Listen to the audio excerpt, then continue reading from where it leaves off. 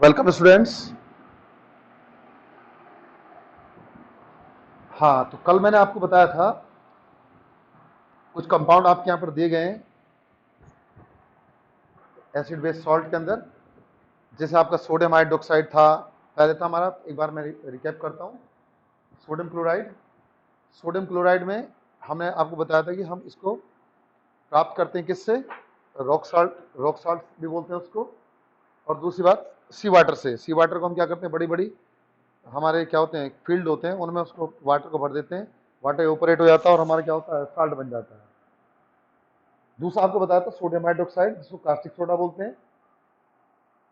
उसमें क्या करेंगे हम, क्लोर एल्कली प्रोसेस करते हैं, यानी एक्वस सॉल्यूशन लेते हैं NaCl का और उसको इलेक्ट्रोलाइसिस करते हैं। तो इलेक्ट्रोलाइसिस करने पर हमें सोडियम हाइड्रोक्साइड मिलेगा, क्लोरीन मिलेगी और हाइड्रोजन गैस मिलती है।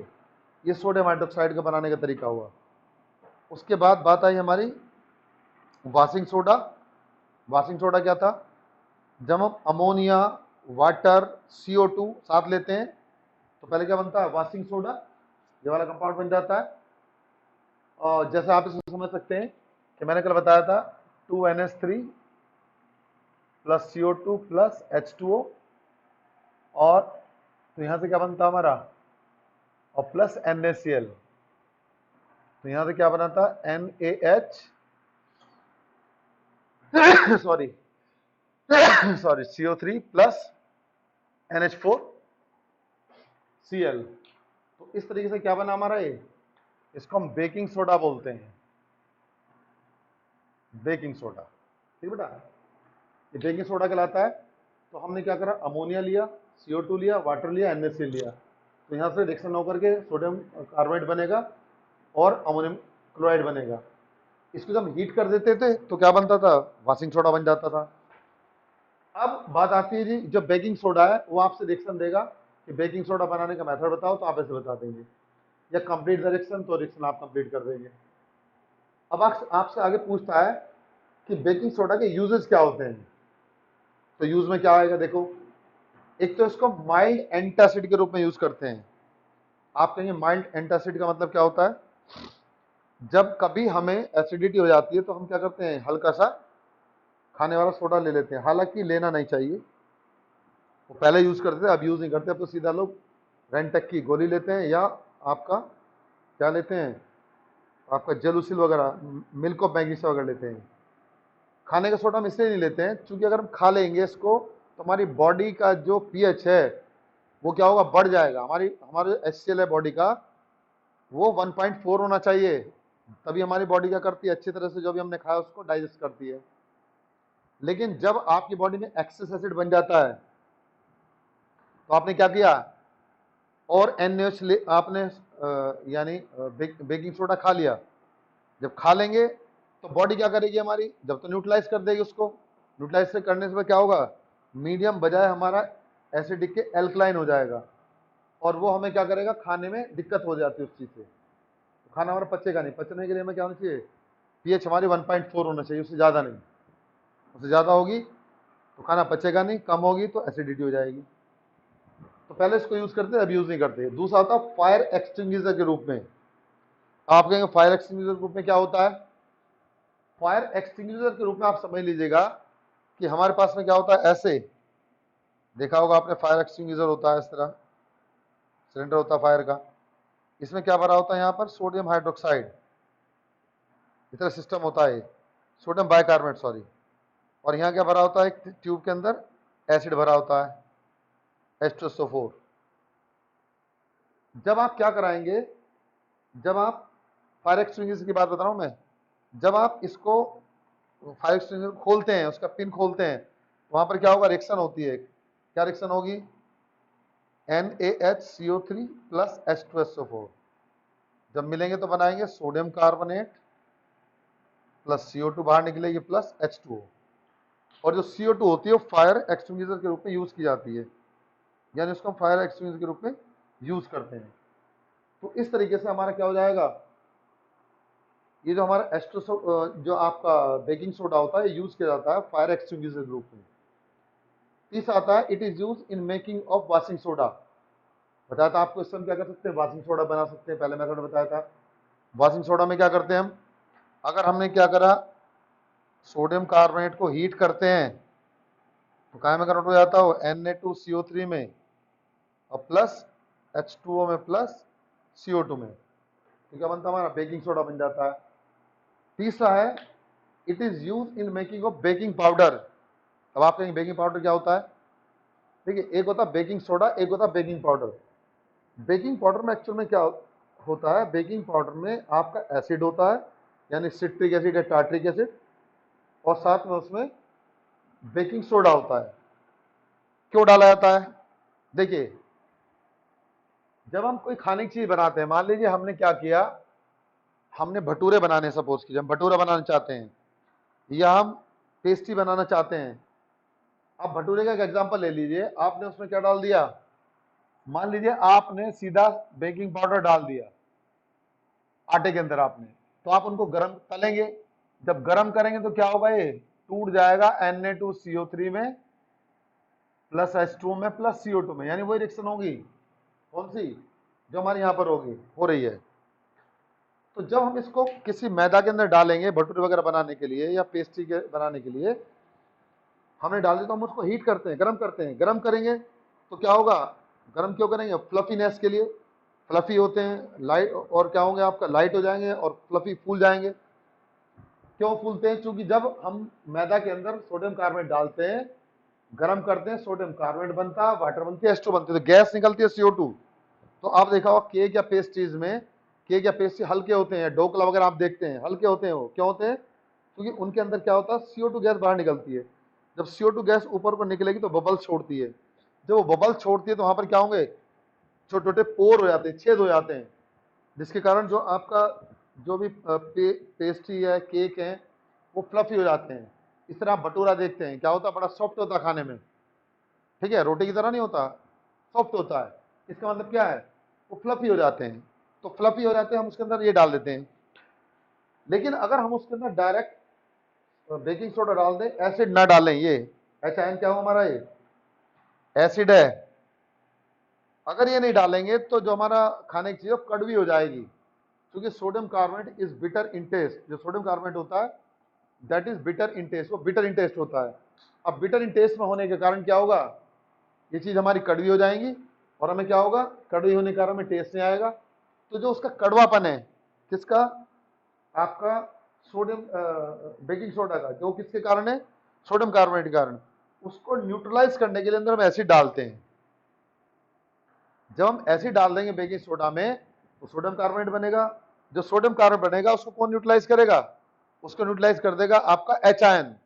जब HIN न्यूट्रलाइज करेगा तो वहां से क्या होगा, वो न्यूट्रलाइज हो जाएगा, और न्यूट्रलाइज होने के कारण क्या करते हैं, वो आपका स्वाद में आपको कड़वा नहीं लगेगा, इसलिए हम क्या करते हैं, उसके अंदर एसिड डाल देते हैं। तो बेकिंग पाउडर के अंदर बेकिंग सोडा होता है और एसिड का मिक्सचर होता है, और जो बेकिंग सोडा होता है उसके अंदर केवल सोडियम कार्बोनेट होता है। तो ये तो बात हो गई हमारी किसकी, सोडियम कार्बोनेट की बात, सोडियम बाइकार्बोनेट, सॉरी। अब आगे चलते हैं, प्लास्टर ऑफ पेरिस सुना होगा आपने, POP क्या होता है, POP में क्या होगा बेटा, ये जो कैल्शियम सल्फेट है, डेकाहाइड्रेट CSO4.2H2O, ये कहलाता है हमारा जिप्सम, इसको जिप्सम बोलते हैं, वैसे बोलते हैं कैल्शियम सल्फेट बाइहाइड्रेट या डाइहाइड्रेट। जब हम इसको 373 टेम्परेचर पर गर्म करेंगे, हीट करेंगे, तो क्या होगा, वहां से 3 वाटर मॉलिक्यूल बाहर निकल जाएंगे, और ये जो बनेगा कंपाउंड, इसको बोलते हैं POP, यानी plaster of Paris, plaster of Paris बोलते हैं। अब अगर हम प्लास्टर ऑफ पेरिस को हीट कर देते हैं 373 केल्विन टेम्परेचर से भी ऊपर, तो क्या बन जाता है, डेड बर्न प्लास्टर। ये हमारा कहलाता है डेड बर्न प्लास्टर, इसको डेड बर्न प्लास्टर बोलते हैं। उसके बाद इसके यूज आते हैं कि इसके यूज क्या है।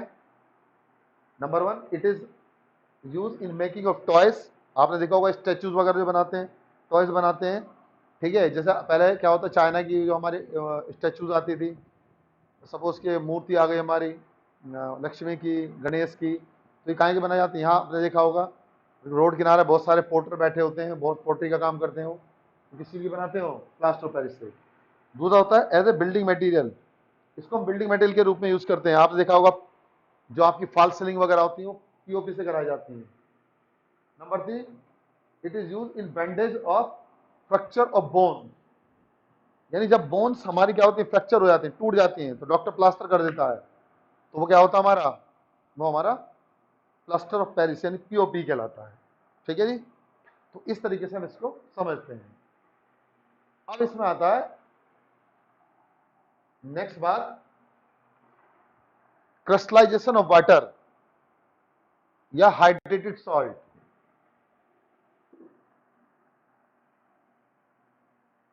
यानी क्रिस्टलाइजेशन ऑफ वाटर और हाइड्रेटेड सॉल्ट। क्या मतलब है? इसका मतलब होता है कि वो वाटर मॉलिक्यूल जो किसी क्रिस्टल की स्ट्रक्चर्स को बनाते हैं वो क्रिस्टलाइजेशन ऑफ वाटर या हाइड्रेटेड सॉल्ट कहलाएंगे, यानी those water molecule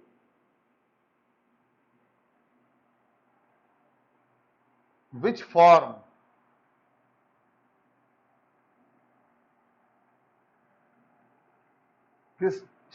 structure of crystal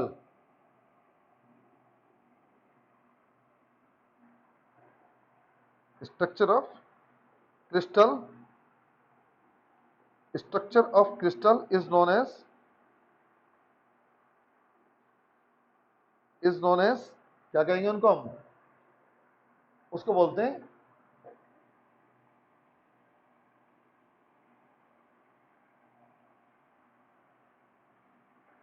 is known as crystallization of water।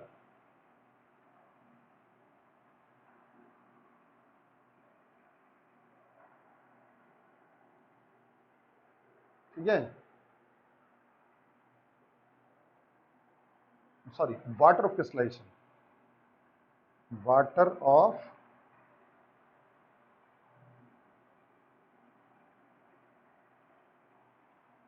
ठीक है, वाटर ऑफ क्रिस्टलाइजेशन।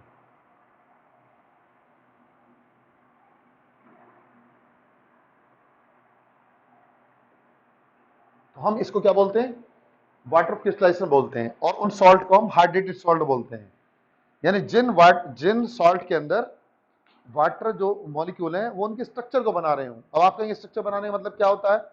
स्ट्रक्चर बनाने का मतलब होता है, जैसे आपने सुना होगा, अभी आपको बताया मैंने, कैल्शियम सल्फेट, ये तो एनहाइड्रस है, यानी जिसमें वाटर मॉलिक्यूल नहीं है। CaSO4.2H2O, यानी कैल्शियम सल्फेट डाइहाइड्रेट, ये जो वाटर मॉलिक्यूल है वाटर ऑफ क्रिस्टलाइजेशन है। इसी तरीके से आप देखते हैं नेक्स्ट क्या है जी, अभी जैसे बताया था आपको Na2CO3, ये तो एनहाइड्रस है, लेकिन आप सुनते हैं Na2CO3 डॉट 10H2O, इसको बोलते हैं सोडियम कार्बोनेट डेका हाइड्रेट। ठीक है, इसी तरह आप सुनते हैं CuSO4 के बारे में। तो CuSO4 के बारे में क्या होता है, जब CuSO4 की बात करते हैं तो ये होगा CuSO4 डॉट 5H2O, इसको बोलते हैं कॉपर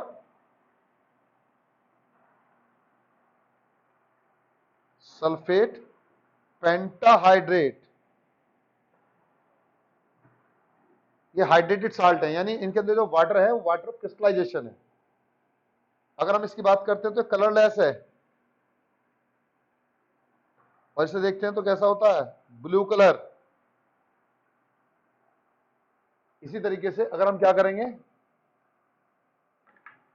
FeSO4 ये एनहाइड्रस,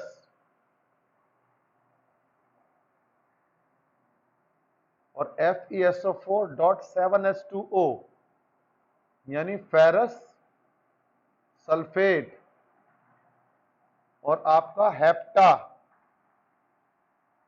हाइड्रेट।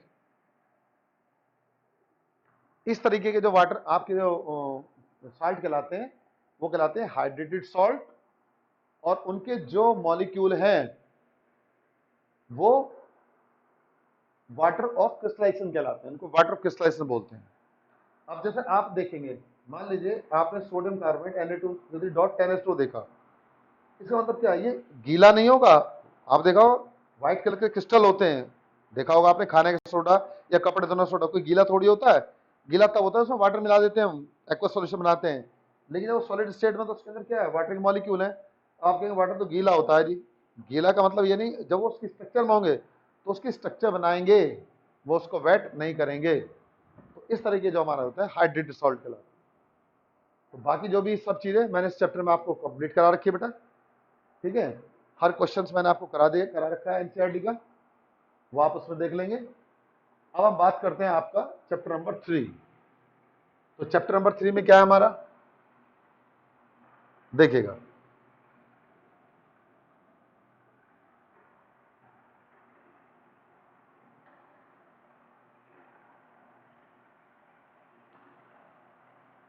चैप्टर नंबर 3 आपका metal and non metal.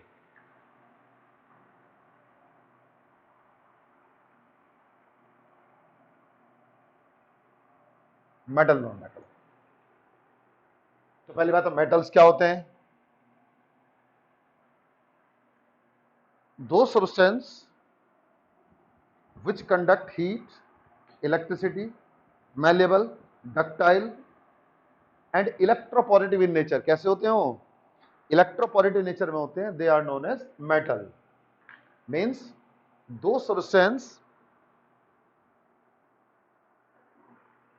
Metal क्या हुए, दो सब्सटेंस विच कंडक्ट यानी अपने अंदर से पास करते हैं, conduct heat comma electricity comma malleable comma ductile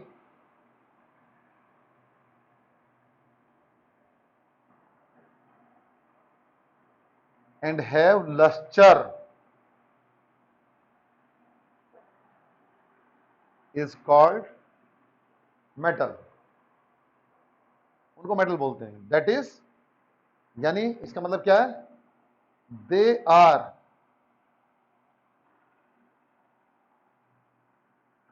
electropositive in nature. कैसे होते हैं वो, इलेक्ट्रोपोजिटिव इन नेचर। क्या कहलाएंगे, हमारे मेटल्स कहलाते हैं।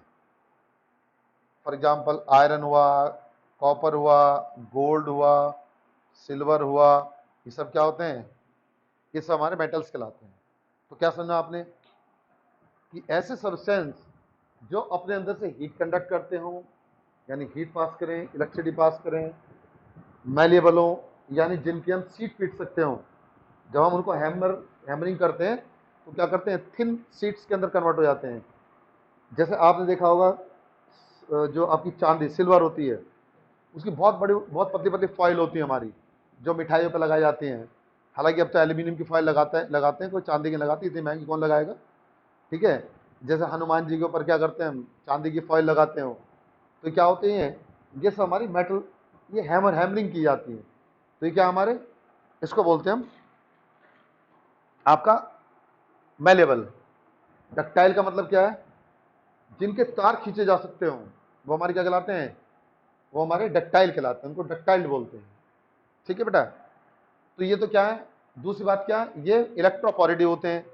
जब भी आपने मेटल देखा होगा तो मेटल पर कभी आपने नेगेटिव चार्ज नहीं देखा होगा, मेटल पे क्या देखा हमेशा आपने, पॉजिटिव चार्ज। जैसे आप देखते हैं Fe2+ या Cu2+, ठीक है, या Ag+ या Au3+, इन पे क्या होता है, पॉजिटिव चार्ज होता है, इसलिए इनको क्या बोलते हैं, इलेक्ट्रोपॉजिटिव, वो इलेक्ट्रोपॉजिटिव नेचर में होते हैं।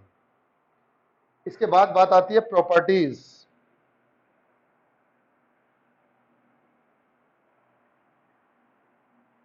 Properties of metal. मेटल की प्रॉपर्टी क्या होगी? नंबर 1, वही they are malleable.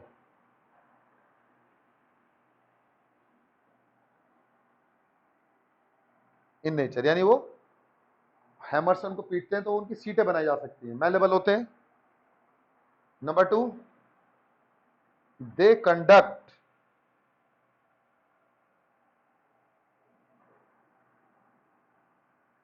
Heat and electricity. वो क्या करेंगे, अपने अंदर से हीट और इलेक्ट्रिसिटी को कंडक्ट करते हैं। ठीक है, नेक्स्ट क्या बात आती है? नेक्स्ट बात आती है बेटा,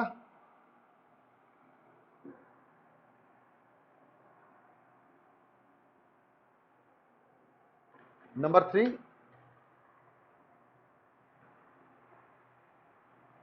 दे आर डक्टाइल। उनकी क्या होती हैं, यानी ड्रॉन इनटू वायर, उनके तार खींचे जा सकते हैं। देखिए, gold is most ductile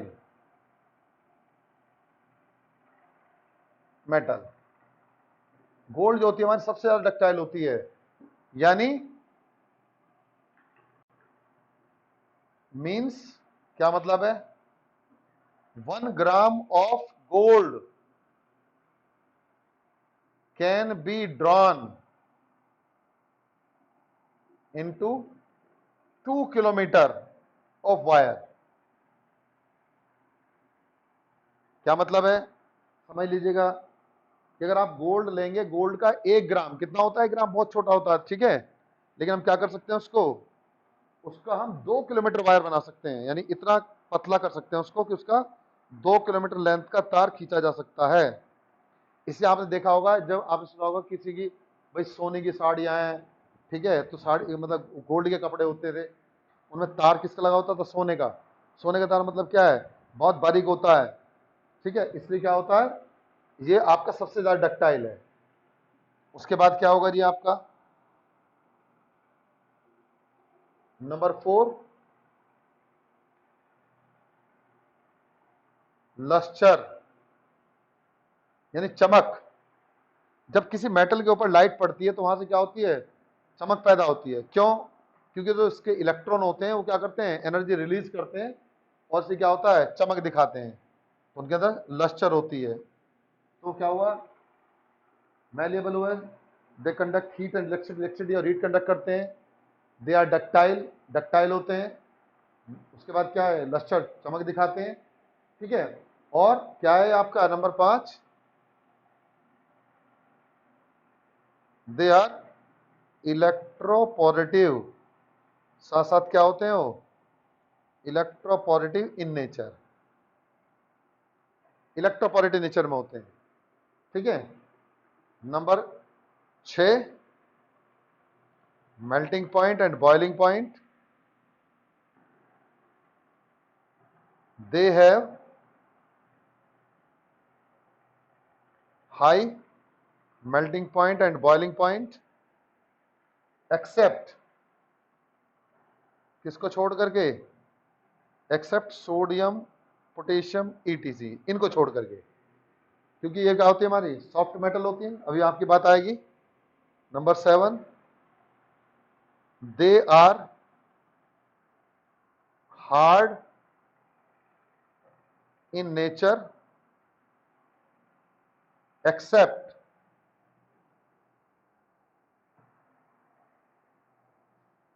sodium and potassium, ठीक है। नंबर 8,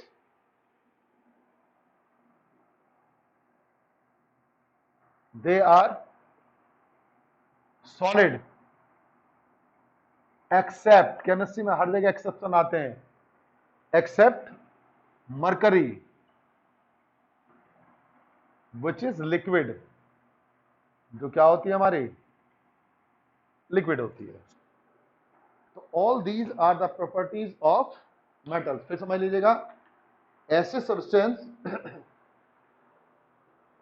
विच कंडक्ट हीट इलेक्ट्रिसिटी, यानी अपने अंदर से हीट कंडक्ट करते हो, इलेक्ट्रिसिटी कंडक्ट करते हो, कोमा मैलिएबल हो, डक्टाइल हो, यानी जिनके सीटें पीटी जा सकती हो, तार खींचे जा सकते हो, लस्टर रखते हो, वो क्या कहलाते हैं, हमारे मेटल कहलाते हैं। They are electropositive in nature, यानी वो क्या होते हैं, इलेक्ट्रोपॉजिटिव नेचर में। जैसे आप देखा होगा आयरन, कॉपर, सिल्वर, एयू, इन पे चार्ज होता है। अब बात आती है आपकी प्रॉपर्टीज ऑफ मेटल में।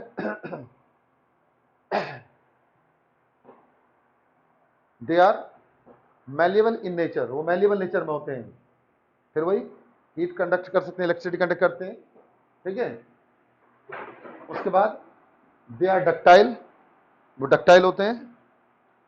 उसके बाद क्या होगा, डक्टाइल का मतलब क्या, तार खींच सकते हैं, और उनकी जो ड्रॉन पावर होती है बहुत ज्यादा होती है। यानी अगर आप क्या करते हैं, गोल्ड ले लेते हैं, तो गोल्ड को क्या कर सकते हैं, ड्रॉ कर सकते हैं। गोल्ड हुआ, कॉपर हुआ, एल्यूमिनियम हुआ, आपने देखा होगा एल्यूमिनियम के वायर आते हैं, कॉपर के वायर आते हैं। इस तरह से गोल्ड सबसे ज्यादा डक्टाइल कौन होता है, गोल्ड होता है। 1 ग्राम लोगे तो लगभग 2 किलोमीटर क्या कर सकते हो आप उससे, आप 2 किलोमीटर का वायर खींच सकते हो। लस्टर होती है, उनमें चमक होती है। They are electropositive nature. Melting and boiling point, जो मेटल होती हैं उनके मेल्टिंग और बॉइलिंग पॉइंट हाई होते हैं। लेकिन अगर हम बात करने लगे किसको जी, हम बात करने लगे आपका सोडियम की, पोटेशियम की, इनका क्या होता है, सॉफ्ट मेटल होती है, तो इनका मेल्टिंग पॉइंट बॉइलिंग पॉइंट कम होगा हार्ड नेचर में। लेकिन सोडियम पोटेशियम क्या होती है, सॉफ्ट नेचर में होती है। उसके बाद बात आती है आपकी, they are solid, metal mostly solid होती है, छोड़ करके इसको मरकरी को। मरकरी क्या होती है, रूम टेम्परेचर पर लिक्विड होती है। तो these are the physical properties. अब बात आती है केमिकल प्रॉपर्टीज की।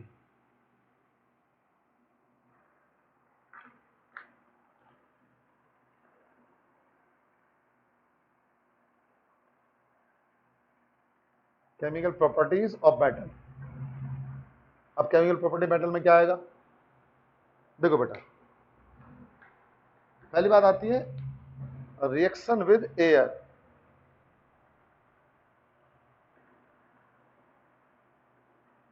तो जो हमारी मेटल होती हैं, जो रिएक्टिव मेटल होती हैं, जैसे मान लीजिए हमारा पोटेशियम है, मैग्नीशियम है, एल्यूमिनियम है, ठीक है, तो क्या करती हैं, ऑक्साइड बनाती हैं। तो मेटल प्लस ऑक्सीजन क्या बनाएंगी, मेटल ऑक्साइड, ठीक है, मेटल ऑक्साइड बनाते हैं। बस आज आपको इतना ही बताएंगे, बाकी कल बताएंगे। थैंक यू बेटा।